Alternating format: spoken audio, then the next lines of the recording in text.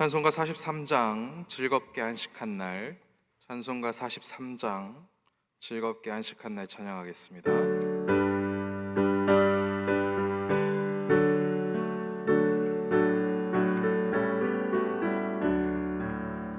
즐겁게 안식할 날, 반갑고 좋은 날, 내 맘을 편케 하니 즐겁고 기쁜 날, 이 날에 천하 만민 다 보좌 앞에서 참되신 삼위일체 다 찬송 부르네.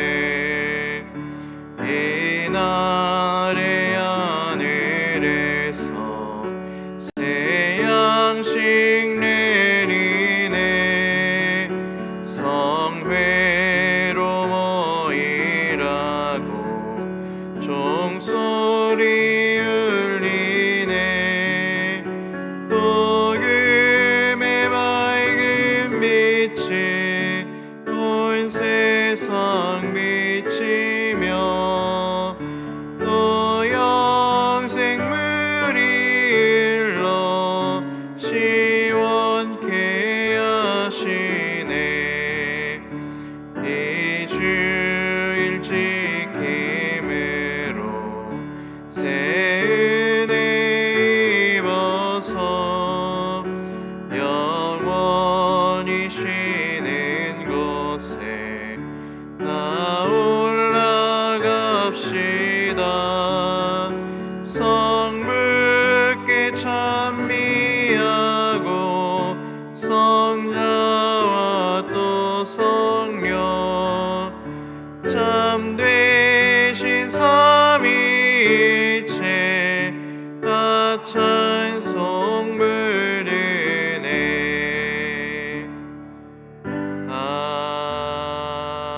아멘. 토요일 새벽입니다. 내일 드릴 목장연합예배를 위해서 기도합시다. 우리 교회가 평신도 사역자를 세워가는 교회, 지역사회와 함께 행복한 교회가 될 수 있도록 하나님 우리를 선하게 인도하여 주시옵소서. 우리 같이 이 기도 제목을 함께 기도하겠습니다. 살아계신 하나님 감사합니다. 토요일 새벽 깨우게 하여 주시고 주의 준비한 날로 우리를 초대하여 주시니 감사합니다. 아버지 하나님, 오늘 하루를 정말 내일 목장연합 예배를 위해서 충분히 하나님께 드리고 준비하는 시간 될 수 있도록 우리를 인도하여 주시옵소서. 오늘 모든 일정들이 내일 있을 목장연합 예배를 위한 것이 되기를 원합니다. 오늘 진행되는 모든 모임들과 모든 교육들 그리고 모든 나눔들이 내일 있을 목장연합 예배를 향하기를 원합니다.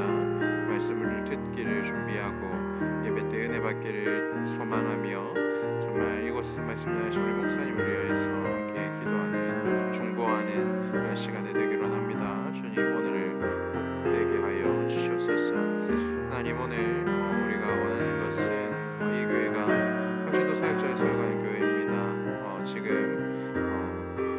우리 목자 목녀님들 그리고 목사님 사모님들이 평신도 세미나에 참석하고 계시며 큰 은혜 누리고 계십니다. 이 가정교회 정신을 배우고 원리를 배우며 정말 마음을 다잡을 수 있는 그런 계신 하나님께서 우리를 주셔서 교회와 목장을 온전히 세워갈 수 있는 그 일에 주님 초대해 주고 사용하여 주시옵소서. 우리끼리 잘 사는 것이 아니라 지역사회와 함께 행복한 교회 될 수 있도록 주님 은혜를 내려 주시옵소서.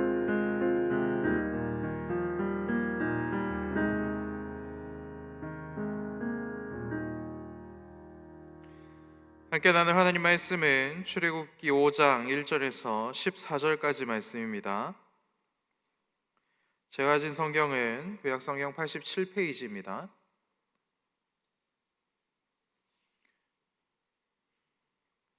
출애굽기 5장 1절에서 14절까지의 말씀을 교독하도록 하겠습니다. 그 후에 모세와 아론이 바로에게 가서 이르되 이스라엘의 하나님 여호와께서 이렇게 말씀하시기를 내 백성을 보내라. 그러면 그들이 광야에서 내 앞에 절기를 지킬 것이니라 하셨나이다. 바로가 이르되 여호와가 누구이기에 내가 그의 목소리를 듣고 이스라엘을 보내겠느냐? 나는 여호와를 알지 못하니 이스라엘을 보내지 아니하리라. 그들이 이르되 히브리인의 하나님이 우리에게 나타나셨은즉 우리가 광야로 사흘길쯤 가서 우리 하나님 여호와께 제사를 드리려 하오니 가도록 허락하소서.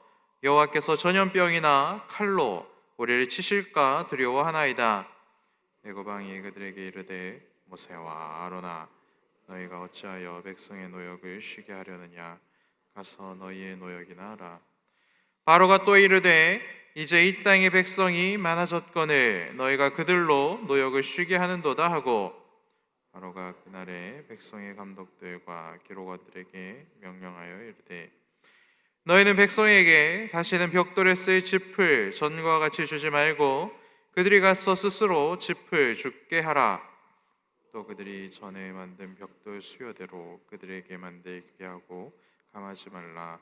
그들이 게으름으로 소리질러 이르기를 우리가 가서 우리 하나님께 제사를 드리자 하나니 그 사람들의 노동을 무겁게 함으로 수고롭게 하여 그들로 거짓말을 듣지 않게 하라.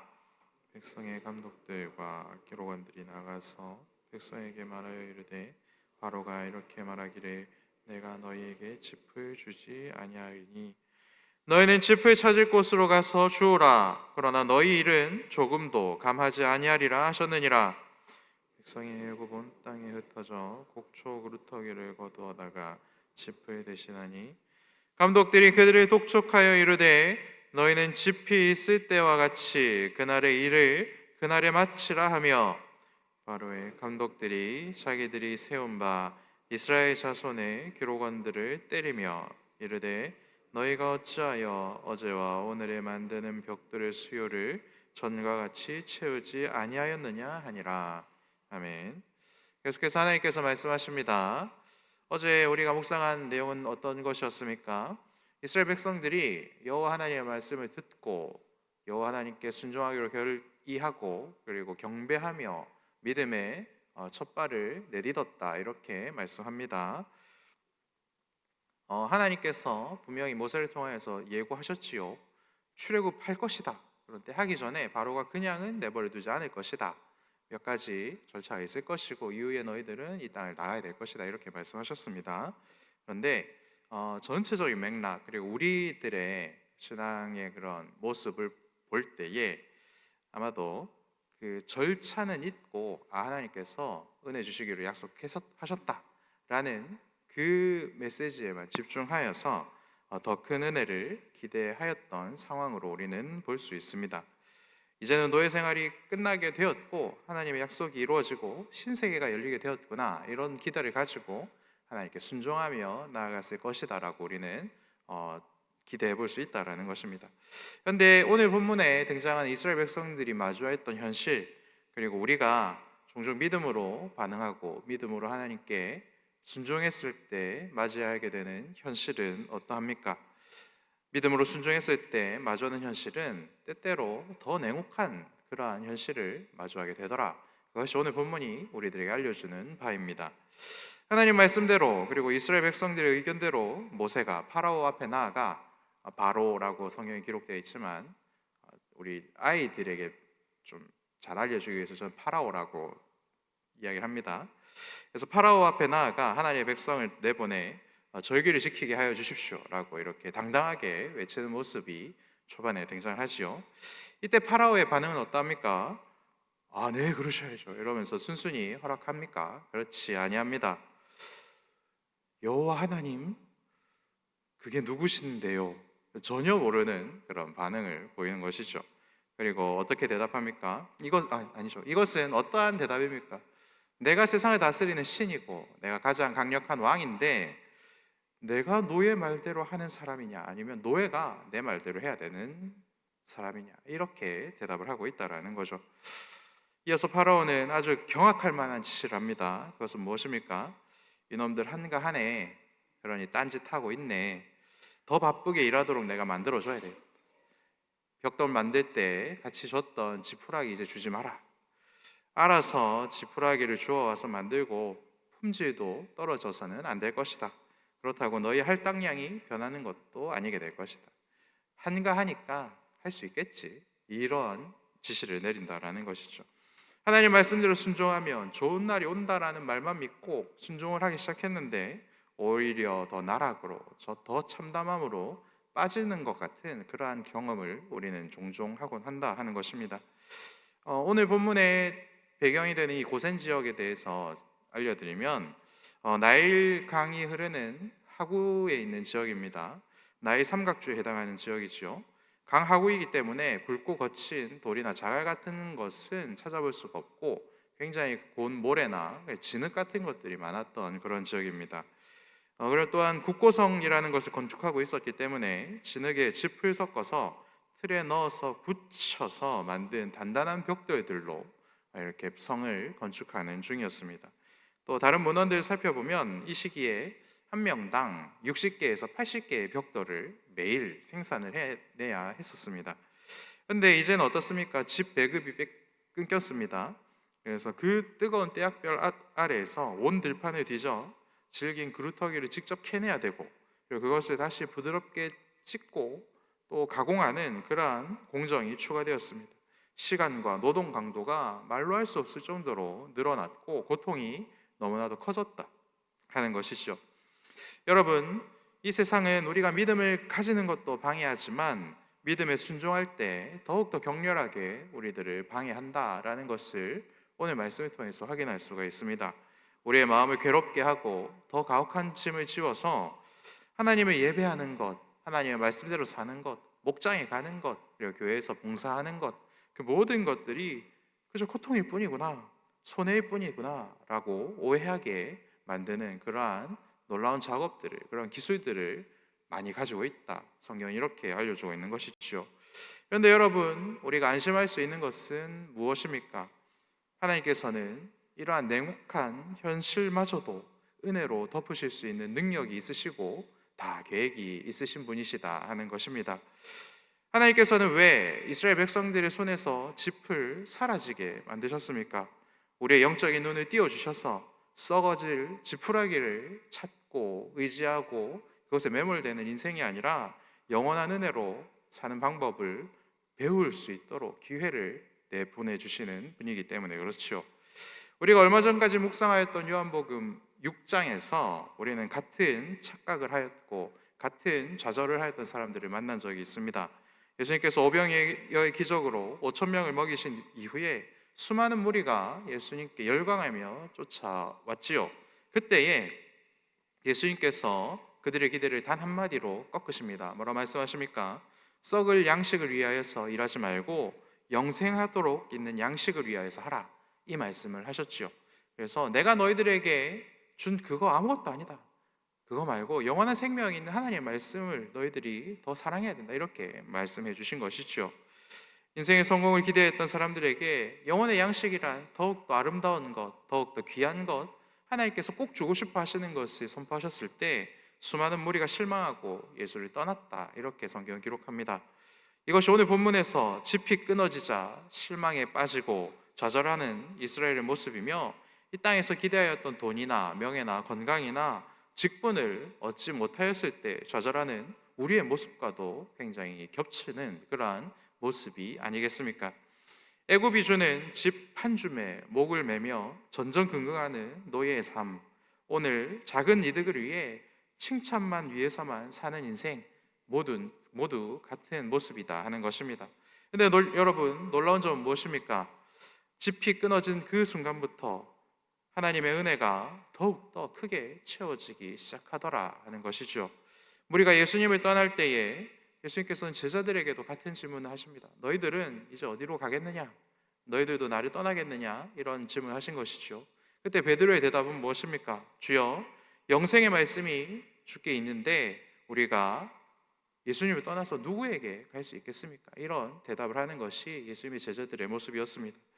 하나님께서 애굽의 짚을 끊어내는 이유가 바로 이것이지요.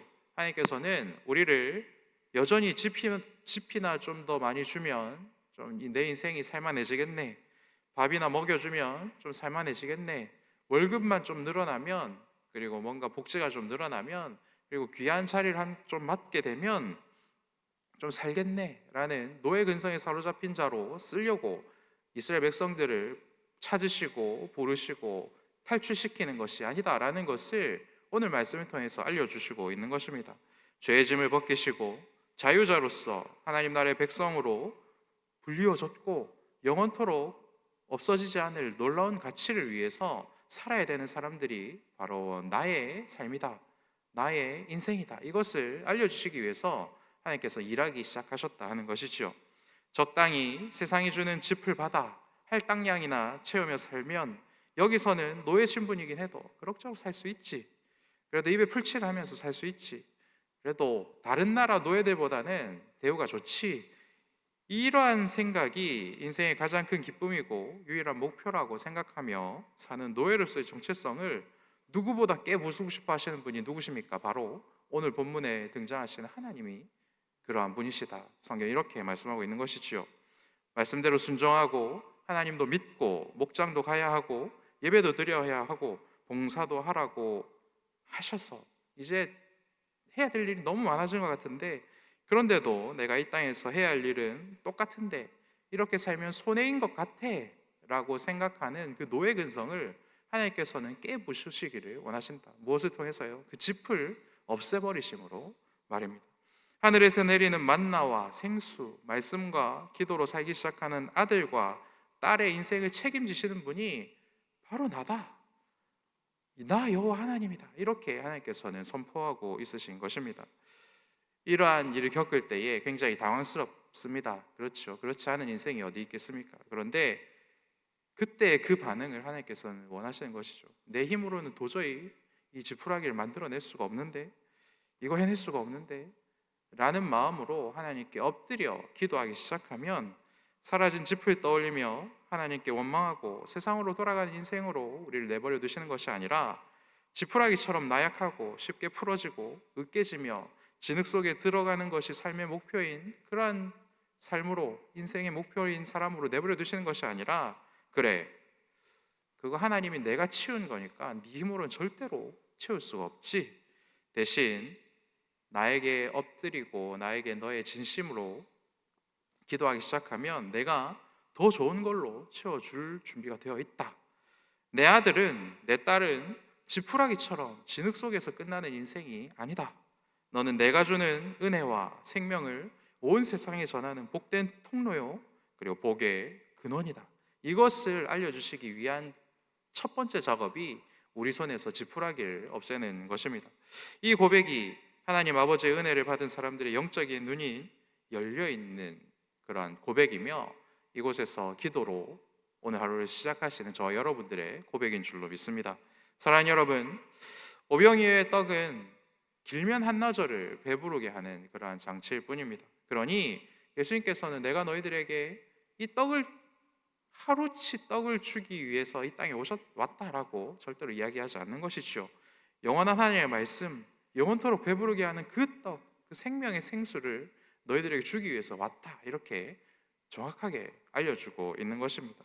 오늘 여러분이 놓지 못하고 그리고 여전히 찾고 계시는 그런 지푸라기는 무엇입니까?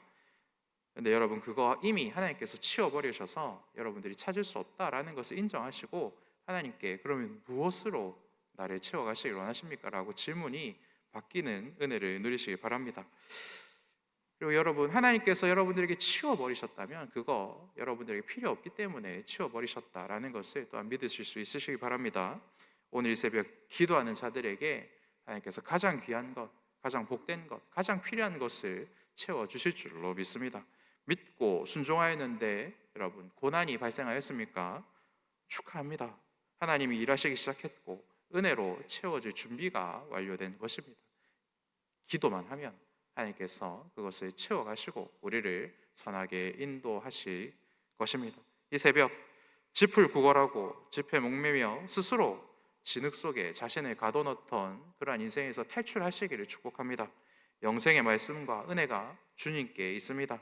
그리고 그 주님께서 그 은혜들을 우리들에게 이미 베풀어 오셨습니다.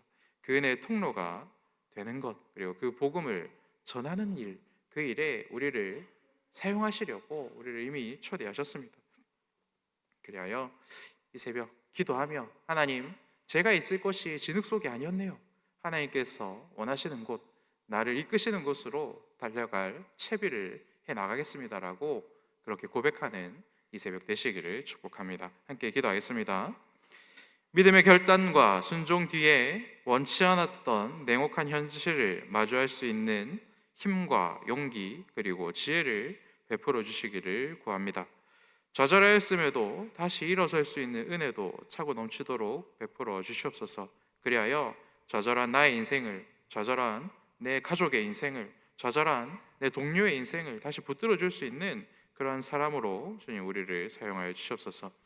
그저 진흙 속에서 썩어질 지푸라기처럼 사는 삶이 아니라 온 세계와 열방과 목장과 교회 모든 부서를 품고 복의 근원이요 생명의 떡인 예수님을 전하는 자로 불러주신 것을 기뻐하고 즐거워하는 삶을 살게 하여 주시옵소서.